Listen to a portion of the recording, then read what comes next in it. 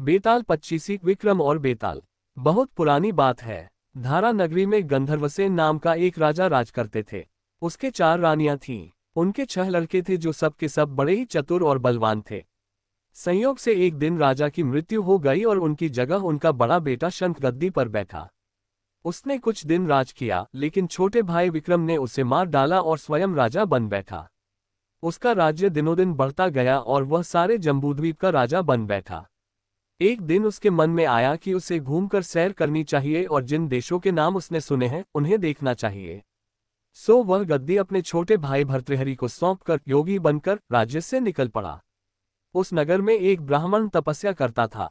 एक दिन देवता ने प्रसन्न होकर उसे एक फल दिया और कहा कि इसे जो भी खाएगा वह अमर हो जाएगा।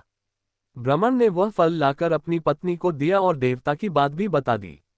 ब्राह्मणी बोली, हम अमर होकर क्या करेंगे, हमेशा भीख मांगते रहेंगे, इससे तो मरना ही अच्छा है। तुम इस फल को ले जाकर राजा को दे आओ और बदले में कुछ धन ले आओ। ये सुनकर ब्राह्मण फल लेकर राजा भर्तृहरि के पास गया और सारा हाल कह सुनाया। भर्तृहरि ने फल ले लिया और ब्राह्मण को 1 लाख रुपये देकर विदा कर दिया। भर्तृहरि अपनी एक रानी को बहुत चाहता था। उसने महल में जाकर वह फल उसी को दे दिया। रानी की मित्रता शहर कोतवाल से थी। उसने वह फल कोतवाल को दे दिया। कोतवाल एक वेश्या के पास जाया करता था। वह उस फल को उस वेश्या को दे आया। वेश्या ने सोचा कि यह फल तो राजा को खाना चाहिए। वह उसे लेकर राजा भर्तृहरि के पास गई और उसे दे दिया। भर्तृहरि ने उसे बहुत सा धन दिया, लेकिन जब उसने फल को अच्छी तरह से देखा तो पहचान लिया। उसे बड़ी चोट लगी, पर उसने किसी से कुछ कहा नहीं। उसने महल में जाकर रानी से पूछा कि तुमने उस फल का क्या किया। रानी ने कहा, मैंने उसे खा लिया। राजा ने वह फल निकालकर दिखा दिया। रानी घबरा गई और उसने सारी बात सच सच कह दी। भर्तृहरि ने पता लगाया तो उसे पूरी बात ठीक ठीक मालूम हो गई। वह बहुत दुखी हुआ। उसने सोचा, ये दुनिया माया जाल है, इसमें अपना कोई नहीं। वह फल लेकर बाहर आया और उसे धुलवा कर स्वयं खा लिया। फिर राजपाट छोड़ योगी का भेष बना जंगल में तपस्या करने चला गया। भर्तृहरि के जंगल में चले जाने से विक्रम की गद्दी सूनी हो गई। जब राजा इंद्र को ये समाचार मिला तो उन्होंने एक देव को धारा नगरी की रखवाली के लिए भेज दिया। वह रात दिन वहीं रहने लगा। भर्तृहरि के राजपाट छोड़कर वन में चले जाने की बात विक्रम को मालूम हुई तो वह लौटकर अपने देश में आया। आधी रात का समय था। जब वह नगर में घुसने लगा तो देव ने उसे रोका। राजा ने कहा, मैं विक्रम हूँ, यह मेरा राज है, तुम रोकने वाले कौन होते। देव बोला, मुझे राजा इंद्र ने इस नगर की चौकसी के लिए भेजा है। तुम सच्चे राजा विक्रम हो तो आओ, पहले मुझसे लड़ो। दोनों में लड़ाई हुई। राजा ने जरा सी देर में देव को पछाड़ दिया। तब देव बोला, हे राजन, तुमने मुझे हरा दिया, मैं तुम्हें जीवन दान देता हूँ।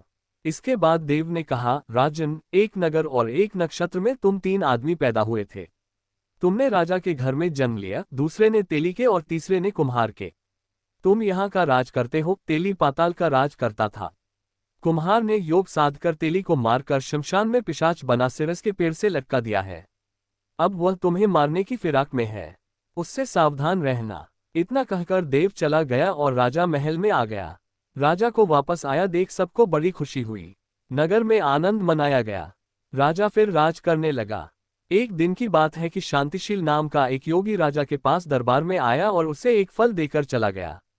राजा को आशंका हुई कि देव ने जिस आदमी को बताया था कहीं यह वही तो नहीं है। ये सोच उसने फल नहीं खाया, भंडारी को दे दिया। योगी आता और राजा को एक फल दे जाता। संयोग से एक दिन राजा अपना अस्तबल देखने गया था। योगी वहीं पहुंच और फल राजा के हाथ में दे दिया।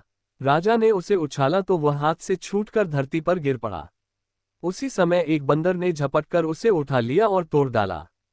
उसमें से एक लाल निकला जिसकी चमक से सबकी आंखें चौंधिया गईं।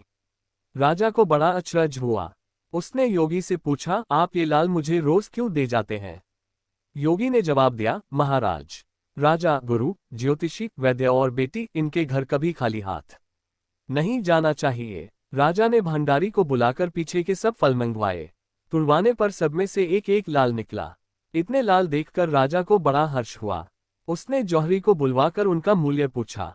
जौहरी बोला, महाराज, ये लाल इतने कीमती हैं कि इनका मोल करोड़ों रुपयों में भी नहीं आंका जा सकता। एक एक लाल एक एक राज्य के बराबर है। ये सुनकर राजा योगी का हाथ पकड़कर गद्दी पर ले गया। बोला, योगीराज, आप सुनी हुई बुरी बातें दूसरों के सामने नहीं कही जाती। राजा उसे अकेले में ले गया। वहां जाकर योगी ने कहा, महाराज, बात यह है कि गोदावरी नदी के किनारे मसान में मैं एक मंत्र सिद्ध कर रहा हूं। उसके सिद्ध हो जाने पर मेरा मनोरथ पूरा हो जाएगा। तुम एक रात मेरे पास रहोगे तो मंत्र सिद्ध हो जाएगा। एक दिन रात को हथियार बांधकर तुम अकेले मेरे पास आ जाना। राजा ने कहा, अच्छी बात है। इसके उपरांत योगी दिन और समय बताकर अपने मठ में चला गया। वह दिन आने पर राजा अकेला वहां पहुंचा। योगी ने उसे अपने पास बिठा लिया। थोड़ी देर बैठकर राजा ने पूछा, महाराज, मेरे लिए क्या आ गया है? योगी ने कहा, राजन, यहाँ से दक्षिण दिशा में 2 कोस की दूरी पर मसान में एक सिरस के पेड़ पर एक मुर्दा लटका है। उसे मेरे पास ले आओ, तब तक मैं यहाँ पूजा करता हूँ। ये सुनकर राजा वहां से चल दिया। बड़ी भयंकर रात थी। चारों ओर अंधेरा फैला था। पानी बरस रहा था। भूत प्रेत शोर मचा रहे थे। सांप आ आकर पैरों में लिपटते थे। लेकिन राजा हिम्मत से आगे बढ़ता गया।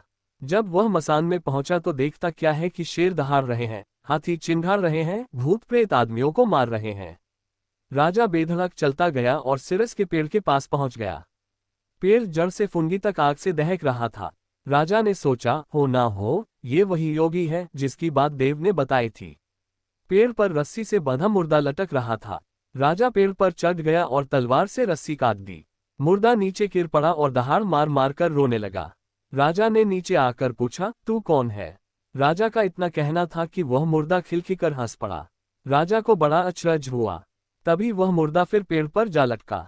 राजा फिर चढ़कर ऊपर गया और रस्सी काट मुर्दे का बगल में दबा नीचे आया। बोला, बता, तू कौन है? मुर्दा चुप रहा। तब राजा ने उसे एक चादर में बांधा और योगी के पास ले चला। रास्ते में वह मुर्दा बोला, मैं बेताल हूँ। तू कौन है और मुझे कहाँ ले जा रहा है? राजा ने कहा, मेरा नाम विक्रम है। मैं धारा नगरी का राजा हूँ। मैं तुझे योगी के पास ले जा रहा हूँ। बेताल बोला, मैं एक शर्त पर चलूंगा। अगर तू रास्ते में बोलेगा तो मैं लौटकर पेड़ पर जा लटकूंगा। राजा ने उसकी बात मान ली। फिर बेताल बोला, पंडित, चतुर और ज्ञानी, इनके दिन अच्छी अच्छी बातों में बीतते हैं, जबकि मूर्खों के दिन कलह और नींद में। अच्छा होगा कि हमारी राह भली बातों की चर्चा में बीत जाए। मैं तुझे एक कहानी सुनाता हूँ। ले सुन। अगर कहानी अच्छी लगी हो तो चैनल को लाइक, शेयर और सब्सक्राइब जरूर करें। कहानी का अगला भाग सुनने के लिए कमेंट में यश लिखें।